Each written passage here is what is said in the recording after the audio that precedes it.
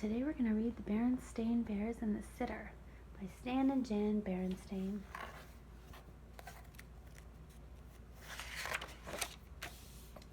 Mom and Dad are going out. Gramps and Gran are too. Who will stay home with the cubs? Just anyone won't do. Brother and sister look a little worried there, don't they? Berenstain Bears and the Sitter. Where are brother and sister in this picture? Can you find them? Oh, there they are, peeking out the door.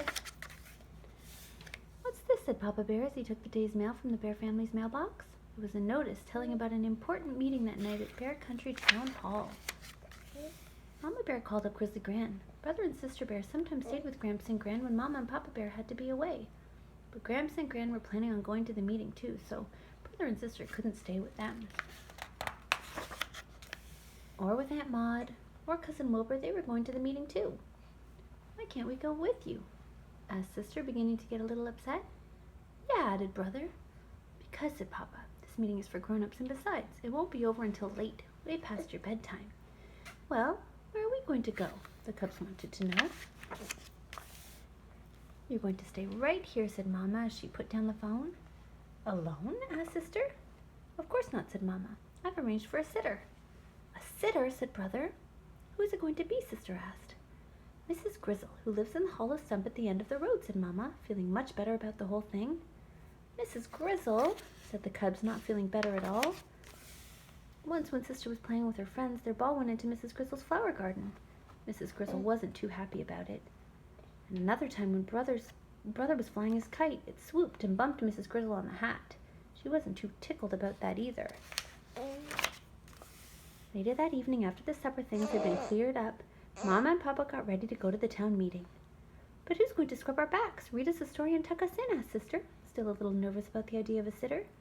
"I understand that Mrs. Grizzle has raised 7 cubs of her own," said Mama, putting on her hat, "and I'm sure she's a perfectly good back scrubber, story reader, and tucker-inner." "She's not going to scrub my back," Brother said under his breath. Mrs. Grizzle came walking up the path to the Bear's treehouse right on time. There was no question about it. It was the same Mrs. Grizzle who got bopped with a kite and didn't like cubs tromping her flowers. She was very large, almost as big as Papa, and she carried a drawstring bag. "Evenin' all," said Mrs. Grizzle in a loud, jolly voice. "Well, time's a-wastin' you two," she said to Mama and Papa. "You better skedaddle off to your meetin'." Mrs. Grizzle had a strong way of saying things, and folks usually did what she said. Mama and Papa kissed the cubs goodnight and skedaddled. "Whew," said Mrs. Grizzle as she sat down in Papa's big chair. "Sure is good to get a load off your feet." She took off her hat and looked into her drawstring bag. Now there's something about somebody looking into a bag that makes cubs very curious. "Mrs. Grizzle," said Sister. "Yes? What's in the bag?" "Nothing much, just some things I take when I go sittin', a piece of string, a pack of cards." Meanwhile, over at the town hall, the Bears were getting ready for their important meeting. They were getting ready for speeches, voting, and arguments about some new laws. But Mama's mind was not on the meeting, neither was Papa's. Mama and Papa Bear were thinking about what was going on back home. "Sister looked a little worried when we left," fretted Mama. "So did Brother," agreed Papa. They decided to call home and see how things were going.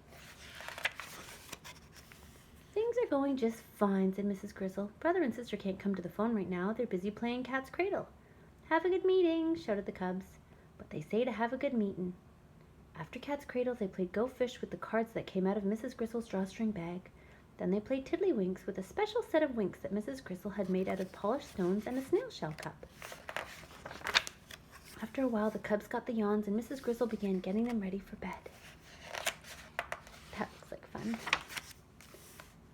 And she did indeed turn out to be a very good back scrubber. Brother changed his mind about not having his back scrubbed. And she was a fine story reader and a really super tucker-inner.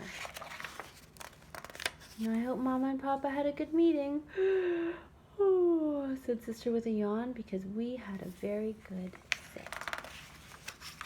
The cubs had a number of different sitters from time to time, but Mrs. Grizzle was their favorite, and they were always glad to see her.